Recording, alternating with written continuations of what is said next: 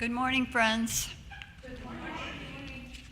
Welcome to the worship service at the First Unitarian Church of Hobart. My name is Barb Langle, and I participate in the life of the church by serving on the Board of Trustees, among other things. We are a religious community of people with diverse beliefs and shared values. Our diverse beliefs are expressed in our 6 sources, and our shared values are expressed in our 7 principles. Both can be found online at uua.org. Together we strive to grow spiritually, build community, and live our values in the world. I have a few announcements. Good thing you're sitting. What? Good thing everybody's sitting. Yeah. We will be kicking off the Explorers Club with a potluck dinner on this Friday, July 21st at 6 p.m. in the Parish Hall. Please come if you are interested in participating in this adult RE group. On that evening, we will be expanding on the plans discussed for the next meeting, which will be the last Sunday during first hour, which include the decision to begin our journey together with a reading of Houston Smith's The World Religions. If you do not have a copy of this book, there will be copies available on Friday evening. Please let Sandy Waters know if you need a copy. Here's Sandy right there.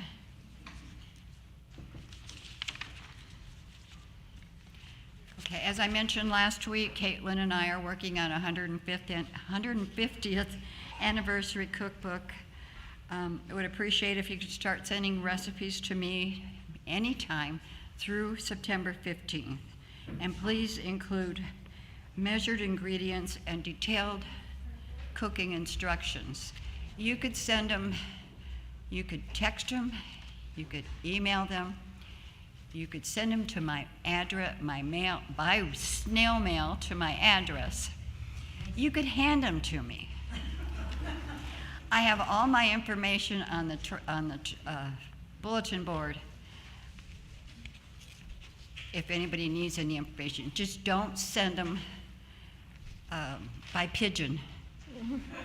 If you know what I mean, I already have enough stuff to take care of in my yard. Okay, the shoe drive. This month, FIA is collecting new and gently used shoes for the Sojourner, is that right? Sojourner Truth House. We're also collecting school supplies for the River Forest school system this month. There's a list of what is needed on the table in front of the nursery window. And there is a change in upcoming. Starting next week, or this week coming up, upcoming will be delivered to you emails on Fridays. Any submissions must be sent in by Sunday. So this Sunday by 3 p.m., if you have a submission to come in, you want it to be on Friday. Everybody got it? Especially the chairmans. Okay.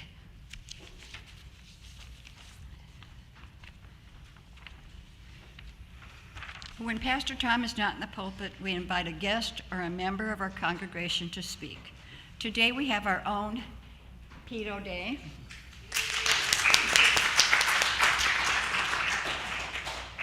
Pete will be doing the second in the series of Nurturing Love. We are currently streaming our services online.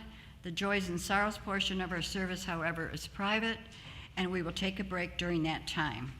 Other than that, the service will be recorded and will be available for future viewing on Facebook, YouTube, and the church website.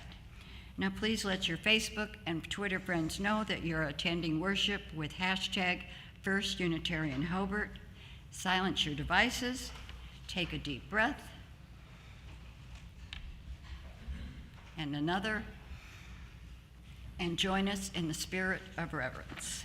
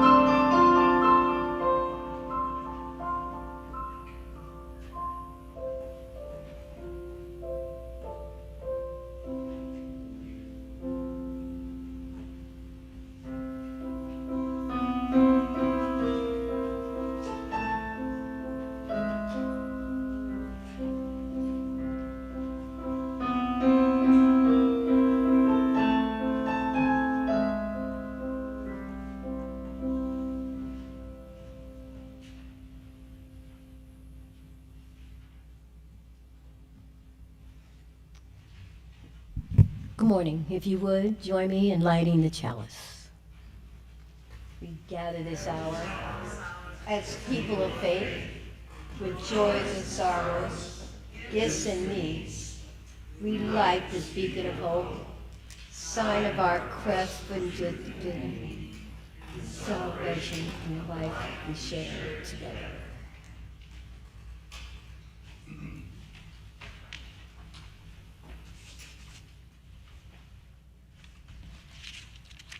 The opening reading is 507 in your hymnals.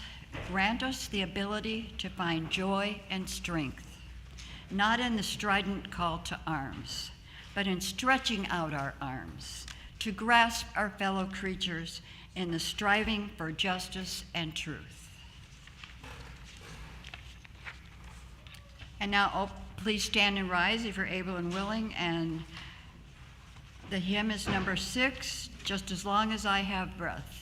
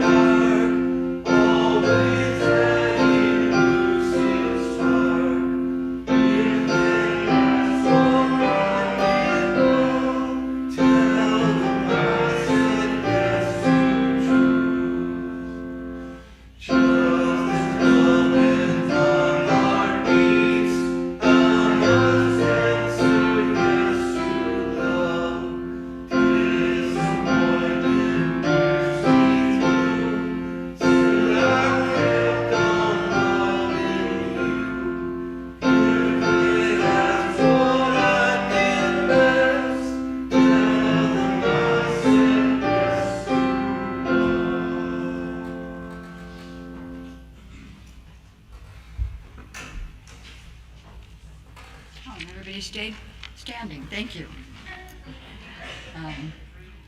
Now for the affirmation of faith. It's on the screen. Love is the doctrine of this church. The quest for truth is its sacrament. Service is its prayer, and this is our covenant. To dwell together in peace, to seek the truth in love, and to help one another. Now is the time to greet your neighbor. We are striving to create a worship space which is both spiritual and safe. However, we recognize that not everyone can attend in person. We extend a special welcome to everyone who is joining us virtually today. And thank you to our tech team who makes this all possible. For those present in the sanctuary, please take a moment to greet your neighbor by waving your hands and letting the warmth of your smile fill the spaces between us.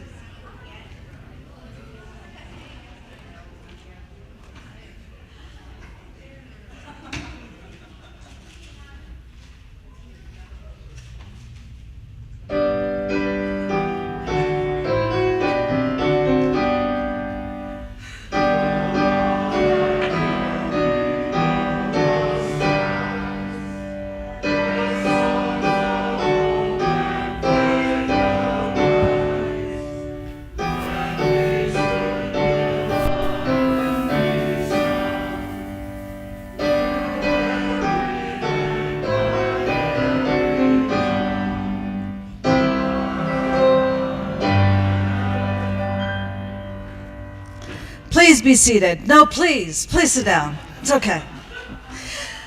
This congregation expresses our deepest joys and the greatest sorrows in community, because we believe that a sorrow shared is diminished and a joy shared is magnified. We pause, listening to what arises in our hearts. If anyone would like to share today, I will come to you. Please stand and share your name so that we can share your joy or sorrow.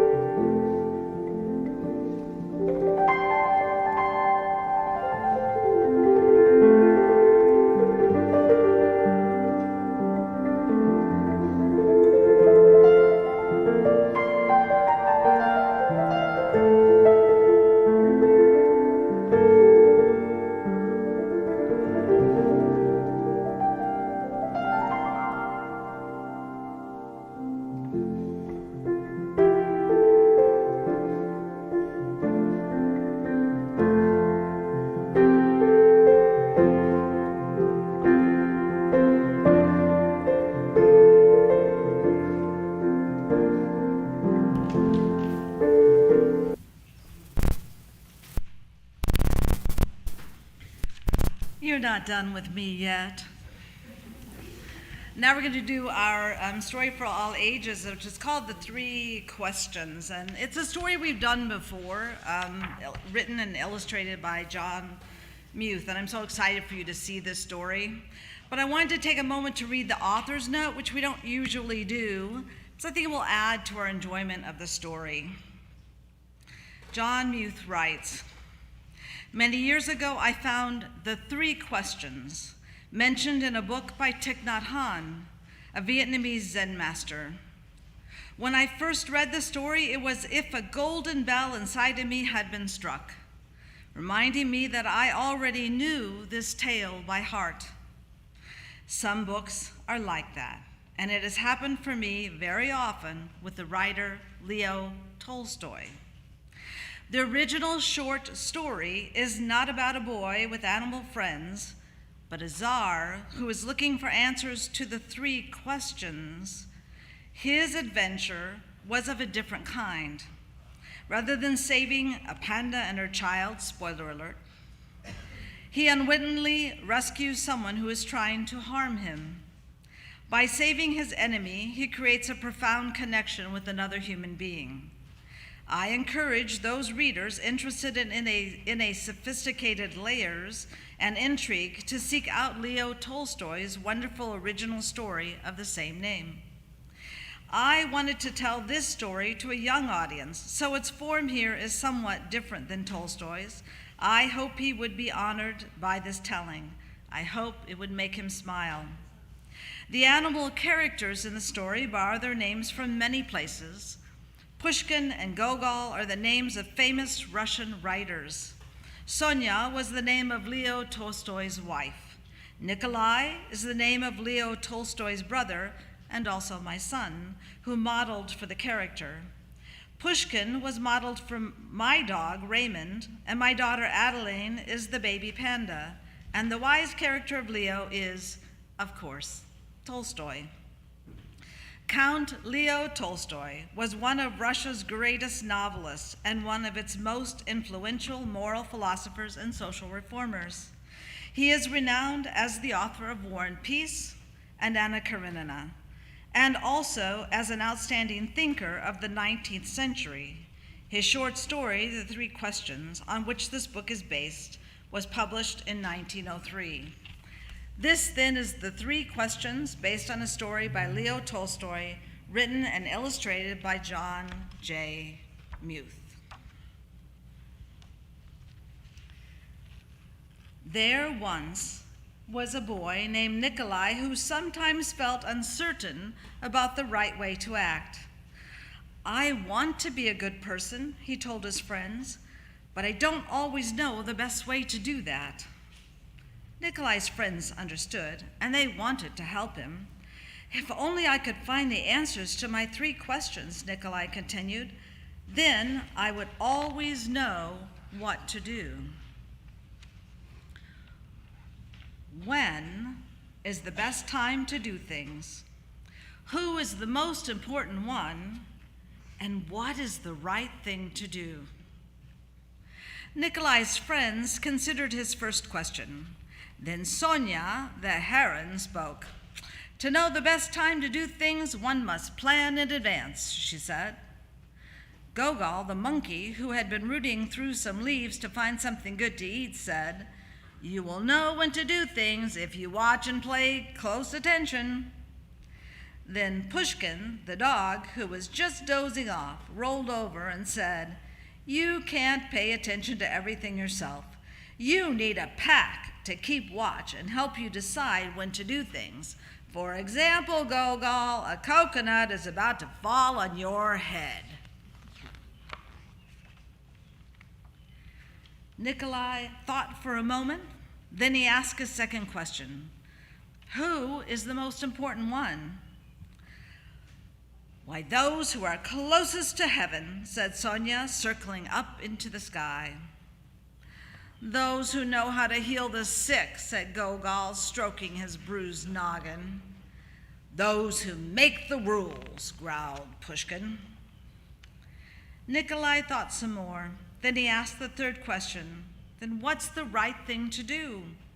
Flying, said Sonia. Having fun all the time, said Gogol. Fighting, barked Pushkin right away.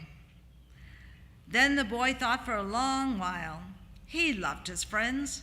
He knew they were trying their best to help him answer his questions, but their answers didn't seem quite right. Then an idea came to him. I know, he thought. I will ask Leo the turtle. He has lived a very long time. Surely he will know the answers I am looking for. So Nikolai hiked high into the mountains where the old turtle lived, all alone. When Nikolai arrived, he found Leo digging a garden. The turtle was old, and digging was hard for him. I have 3 questions, and I came to ask your help, Nikolai said. When is the best time to do things? Who is the most important one? And what is the right thing to do? Leo listened carefully, but he only smiled. Then he went on with his digging. Well, you must be tired, Nikolai said at last. Here, let me help you. The turtle gave him his shovel and thanked him, and because it was easier for a young boy to dig than it was for an old turtle, Nikolai kept on digging until the rows were finished. But just as he finished, the wind blew wildly and rain burst from darkened clouds. As they moved toward the cottage for shelter, Nikolai suddenly heard a cry for help. Running down the path, he found a panda whose leg had been injured by a fallen tree. Carefully, Nikolai carried her into Leo's house and made a splint for her leg with a stick of bamboo. The storm raged on, banging at the doors and windows, and the panda woke up. Where am I? She said, and where's my child? The boy ran out of the cottage and down the path. The roar of the storm was deafening. Pushing against the howling wind and drenching rain, he ran farther into the forest. There, he found the panda's child, cold and shivering on the ground. The little panda was wet and scared, but alive. Nikolai carried her inside and made her warm and dry. Then he laid her in her mother's arms. Leo smiled when he saw what the boy had done. The next morning, the sun was warm, birds sang, and all was well in the world. The panda's leg was healing nicely, and she thanked Nikolai for saving her and her baby from the storm. At that moment, Sonia, Gogol, and Pushkin arrived to make sure everyone was all right. Nikolai felt great peace within himself. He had wonderful friends, and he had saved the panda and her child, but he also felt disappointed. He still had not found the answers to his 3 questions, so he asked Leo one more time. The old turtle looked at the boy. Oh, but your questions have already been answered, he said. They have? He asked. Why, yesterday, if you had not stayed to help me dig my garden, you wouldn't have heard the panda's cries for help in the storm. Therefore, the most important time was the time you spent digging the garden. The most important one at that moment was me. And the most important thing to do was to help me with my garden. Later, when you found the injured panda, the most important time was the time you spent mending her leg and saving her child. The most important ones were the panda and her baby, and the most important thing to do was to take care of them and make them safe. Remember then that there is only one important time, and that time is now. The most important one is always the one you are with, and the most important thing is to do good for the one who is standing at your side. For these, my dear boy, are the answers to what is most important in this world. And that is why we are here.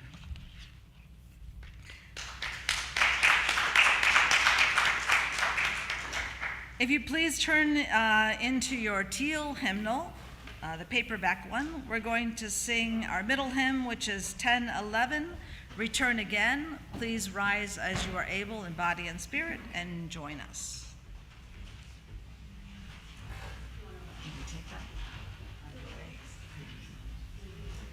We will do this one 2 times together, all the way through in unison, and on the 3rd time through, we'll end at the 2nd line where it says meaning, or soul.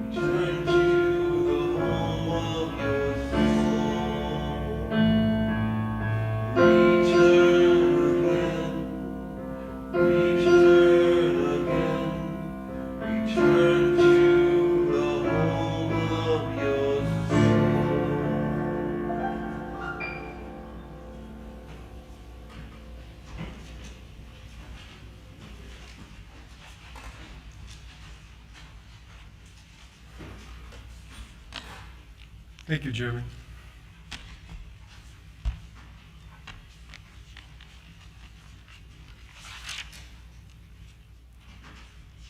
Good morning, friends. To those who are visiting here today, let me introduce myself. My name is Pete O'Day. I'm a lay member of this congregation, and while I have been attending here for some 20 years now, I am not at this podium today as an official representative of the congregation, nor of this faith or of our church leadership. I am a guest today. My words, my share, my perspective are my own alone, and only I should be held accountable for them. That said, if you are a guest here yourself today, I can state with confidence that the people here welcome you. We understand there may be any number of reasons for your presence with us this morning. Maybe simple curiosity. Perhaps you are yearning for connection or for solace. Maybe you are looking for refuge, for a free faith that embraces the gifts of reason and the fruits of scientific inquiry. Or maybe you seek to celebrate, or maybe you seek hope, spirituality, or purpose. Whether you come to celebrate life's gifts or to grieve a loss or anything in between, We care and we welcome you. We welcome you no matter who you are, no matter how you define yourself, no matter what caste, creed, or race the outside world assigns you, no matter your gender, age, class, or citizenship, or who you love, or in what ways you express your spiritual connection to that which is beyond words. You are welcome here. The only doctrine of this church is love. If you are in need of pastoral care, our minister is not in attendance today, but see me at the end of the service, and I will see that he contacts you. Last month, Pastor Tom asked me if I would be willing to do one Sunday service as part of a 5-part series he was considering. He said he would do 3 of the 5 Sundays, and he was hoping I would do one Sunday, and Gail Thomas would do one Sunday. I cooperatively agreed. I told him I didn't have anything I was particularly in need of sharing with the congregation right now, but I'd give it a shot. I've been up here before, I've done this before, as so many of you have, in the many times we have been without a minister. Then I asked Tom what the series he was working on was all about. He said the tentative title was Deeply Loving. Now, I admit in that moment I felt intimidated and trapped. I said to myself, and only myself, deeply loving. What the hell do I know about deeply loving? I wanted to say, but I didn't, of course, but I really wanted to say, hey, thanks for the softball, Pastor. Well, I'm casually crafting a homily on deeply loving. Is there any other small lift you need? Some other little task in your absence you need accomplished, Pastor? Maybe you need someone to pick up Grandma from the hairdresser's and introduce her to her new retirement home. Surprise, Grandma. Maybe you have a 5-year-old nephew who at this very moment is holding a tennis ball and looking for his dog in hopes of playing a game of catch. And you need someone to go explain to little Johnny that Rover has gone to live on a farm upstate. And that while Rover will miss Johnny very much, Rover's very happy and is never coming home. Any little easy thing like that you need done, Pastor? Deeply loving. Wow. But I didn't say any of that, of course. After a few moments when my internal panic and resistance subsided, I remembered that life has taught me that one of the great gifts of making commitments is that in the endeavor to rise to the challenges they impose, that we always grow and learn, regardless of the success or failure of the endeavor. Commitments stretch us, and we are better for them. I have found this to be true generally in my life, and true these last couple of weeks as well, thinking about love. And I'm actually grateful to Pastor Tom for the opportunity to scrutinize what is true for me, and I'm humbled by his trust.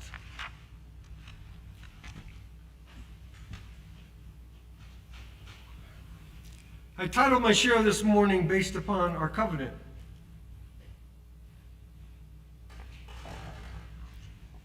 The one we just spoke together. To seek the truth in love, because I've always struggled with that. I was raised in an atheistic home where truth was hard, reliable, measurable, where truth was independent of observer, where truth was independent of circumstance, where truth, while it could be refined, was consistent and unemotional. In that home, love and kindness and human care were definitely celebrated and revered too, but always as distinct from truth, the mind and the heart as separable. So for much of my early life, that was my come from.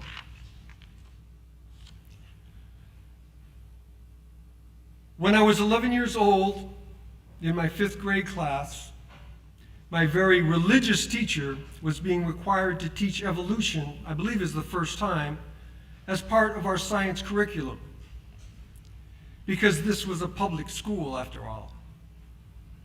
So he decided, in order to get his personal religious views across, he would deviate from the textbook. He decided to make this a contest of sorts, and over a period of weeks, he fashioned pro and con debates, lists, graphs, and charts of contrasting arguments. The human being as a descendant of beasts versus man made in the image of God. At the end of all this, at the end of this circus, was the vote, the hour of judgment. All of the godless evolutionists to one side of the room. All those who knew that man was divinely made, that we were more than mere animal, stand proudly on the other side of the room. By the time I stood alone next to that wall, I was feeling anything but loving. I was angry. I was fed up with maybe your ancestors are apes, but mine aren't. Explain to me how the eye could gradually evolve. Now, you know, no 11-year-old came up with that one on their own. And of course, the old, and to this day still current trope, if I took a working clock apart and put all the pieces in a bag and kept shaking that bag for 100 million years, checking it every day, from that bag would never emerge a working clock. Only an intelligent hand could put that clock back together. It would never happen randomly. Etc., etc., etc. Straw arguments. And so I became even more hardened to the belief that religion, myth, faith were always the enemy of science, the enemy of truth. Yet in the ensuing years, over and over and over again, adult life experience made plain to me that my lack of faith was no protector against error, foolishness, bias, or even cruelty. It took a long time, too long, but I eventually had to admit that my belief in my own objectivity was a fraud, a self-delusion, a myth in and of itself. I found so often that it was the religious around me who were the ones who exposed me to a larger truth than could be contained in mere fact or analytical reason. And that love seemed always the key to that larger, newer truth.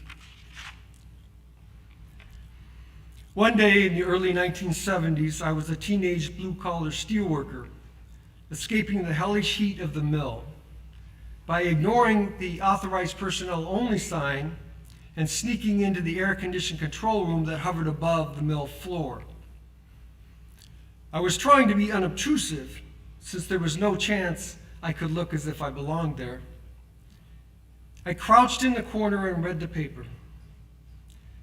I noticed there was an article where someone in Chicago proposed there be an ordinance to outlaw discrimination against gay people in housing and employment. I saw an opportunity. I made a dismissive remark about the article to the man, who was at least twice my age, who was sitting in a leather chair, peering through the room's giant glass windows at the mill below and operating control levers with his hands.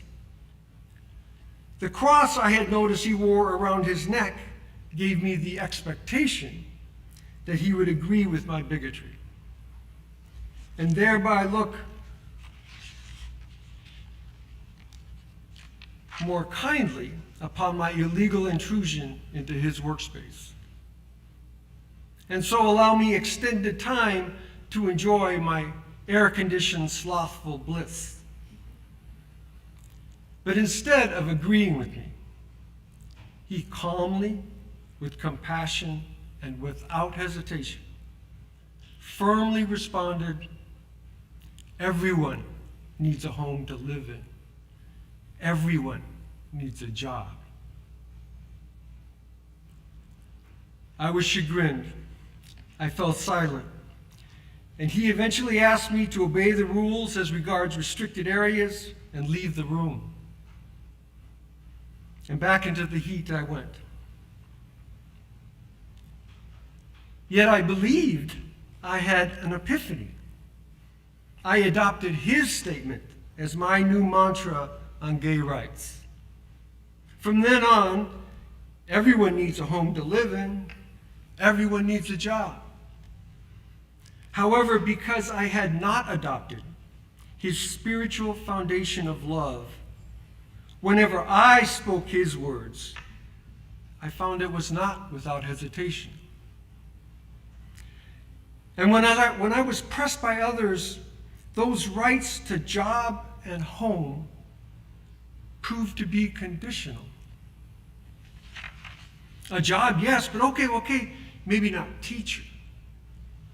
And gay folks rearing children in the home, well, it is mostly safe. We had to be prudent, objective, and analytical, after all. Conditional.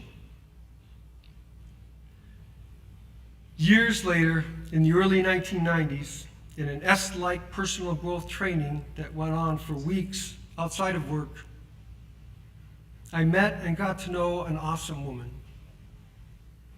A gay woman, a young, successful, brilliant, and intensely spiritual woman. And as part of the deep conversations that the training demanded of us, we too spent one long night in conversation in her apartment. She was such a cool character. She had these gold earrings. They were a pair of women's stick figures side by side. And in our classes together, when any conversational sentence included the word straight, she would boldly interrupt the class and proudly shout, "Forward, never straight." It became a running joke. Everyone loved her. We talked through the night in her place. She spoke of her love and her struggles in relationships and many other things. And as she did so, she cradled her sleeping preschool daughter in her arms. That night and over the weeks, I was overwhelmed by the completeness with which she loved her girl. And I was made to understand and awaken to the understanding that her life, like her love, should be unconditional. Love caused those proverbial scales to fall from my eyes. Love showed me real truth. That the real truth, complete truth, couldn't be based on some outside speculative broken reasoning divorced from the heart. Truth could not be accessed as some reluctant surrender to the practicality of people needing jobs and homes. The real truth did not make itself known to me except through relationship. Real truth was the fruit of the work of love. I now believe that is always the case.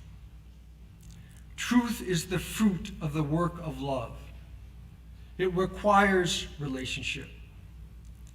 Reason's proper place in the development of truth is to actually close the door of escape from the effort that the work of love is. Reason's logic says, don't run from the evidence that love's work has shown you. Let the evidence change you, transform your heart, transform your understanding. Logic and reason are the gatekeepers, yes, but not in the way I once believed. Logic and reason don't stand at the front gate objectively determining who comes in. Logic and reason stand at the back gate of truth, preventing cowardly retreat back into old ways. Love stands at the front gate of truth.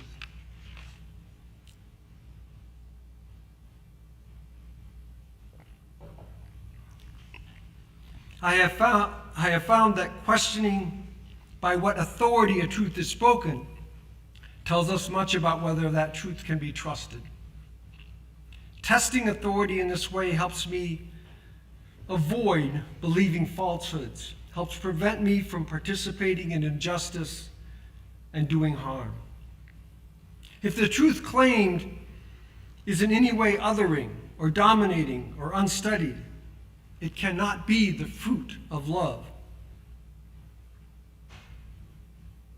and has no authority.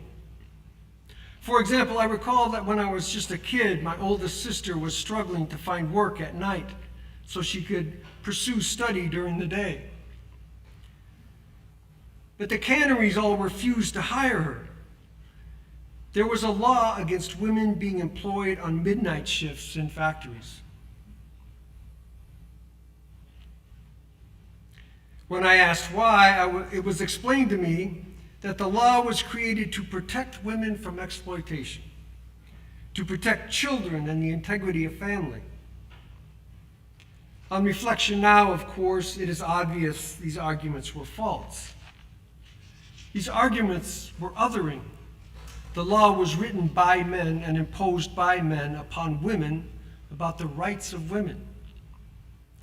The truths claimed in these arguments were false because they did not derive from the work of love. And these men had no authority to speak others' truth. As my final example, I'd like to speak about a history within these walls. When our church community was grappling with the questions about the Black Lives Matter movement in 2015 and 2016, the question as to who held moral authority to speak truth became the central question of debate, although it often wasn't framed that way. The slogan Black Lives Matter was the product of Black social justice activists and their hard work for justice for Trayvon Martin and later other victims of violence. But the tendency to take license and to interrogate the work and the truth of others by those not involved got the better of many of us. The attempts to wordsmith the slogan Black Lives Matter into something more palatable to the white ear caused confusion, division, and acrimony. While initial damage to the unity of our community did occur, I want to lift up the example of how that painful time was ultimately lovingly healed, as an example of how real truth is the fruit of the work of love, and how surrendering to those who have done the work of love the authority to speak truth properly tells us that such truth is reliable. Amidst the Black Lives Matter debate, amidst the acrimony and division, 6 people stepped forward to, in my opinion, save our community and do justice in our name. In the midst of that internal church turmoil, Brian Barnes initiated a call to bring the Beloved Conversations training to our congregation. For those unawares, the Beloved Conversations training is the work product of a Black UU minister and social justice activist. Brian further stepped forward as a volunteer trainer, and 5 others stepped forward too. John Halstead, Carl Wolf, Brian Porter, Tina Porter, and Cindy Hazeman all became trainers. They recruited 35 initial enrollees from our congregation. The trainings lasted weeks. The learnings and conversations were difficult, hard. But the ultimate outcome was that the white wordsmithing of black chosen slogans for the black social justice movement ended. We learned humility and perspective. And later, in the wake of the George Floyd murder and the social justice rebellion that followed, our community had already done the hard work of love. And the Black Lives Matter sign on the front of our building that Tracy installed 2 years ago attests to that. I learned much in those years from you in this room, understandings that I now use to reflect back and see my life, its truth and falsehoods more clearly and more bravely. Together, we sought and found the truth in love. I am grateful to my community for the hard, loving work of that search. I am the better for it.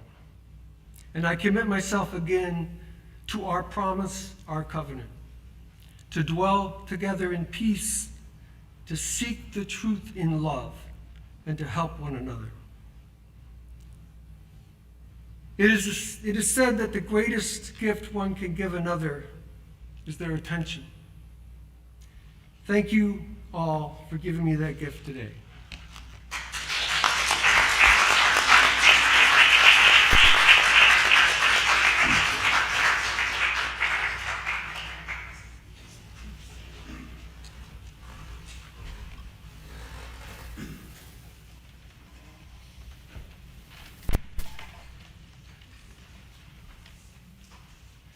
Thank you, Pete. Now is the time in our service for our offering. We give to remind ourselves of how many gifts we have to offer. We give to remember that we are part of something bigger than ourselves. We give because we believe in music and friendship. We give with the faith that together we have enough. The money in the baskets goes to sustaining the mission of our community. The money in the cups goes to our Faith in Action FIA ministry and a different charity chosen by the ministry every month. This month, the money from the cups goes to the Brothers Keeper Garden, correct? For those not here with us today, there is an online link on the screen for both one-time and regular donations. And we have our volunteers.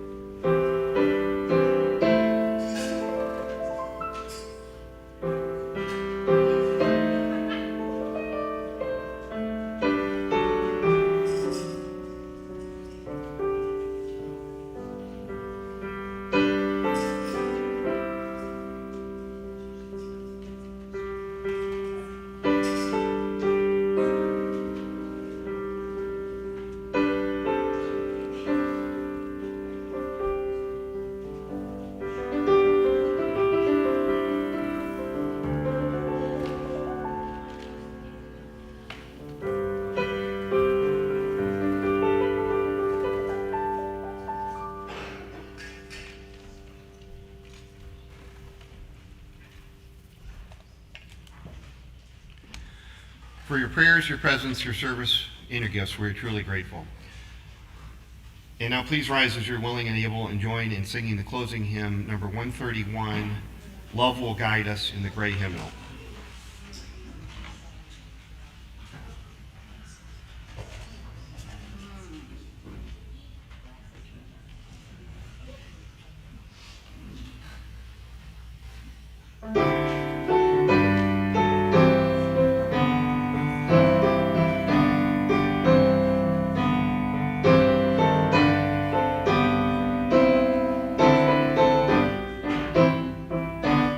Love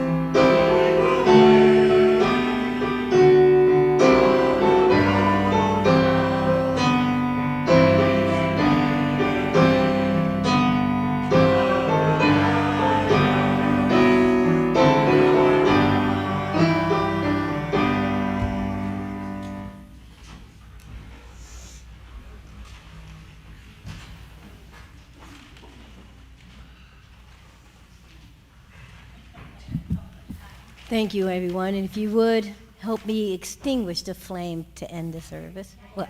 No? What? What's next?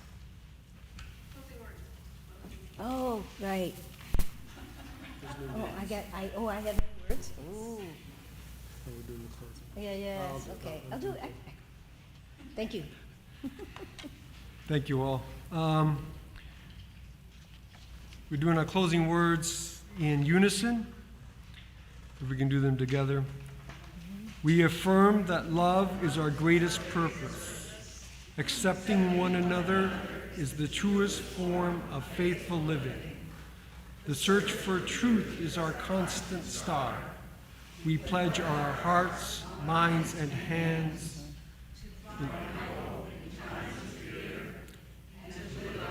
Lieutenant values every day as a beloved community. Thus do we covenant with each other and with all that is sacred. Thank you.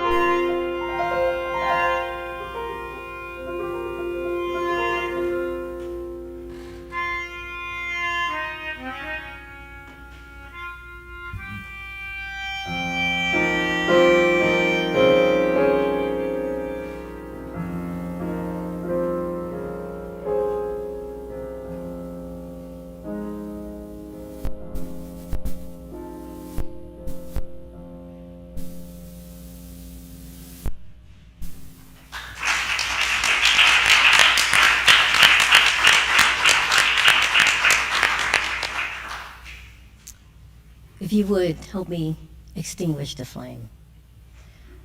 We extinguish this flame, but not the light of truth, the warmth of community, the fire. These we carry in our hearts until we are together again. Snacks are on.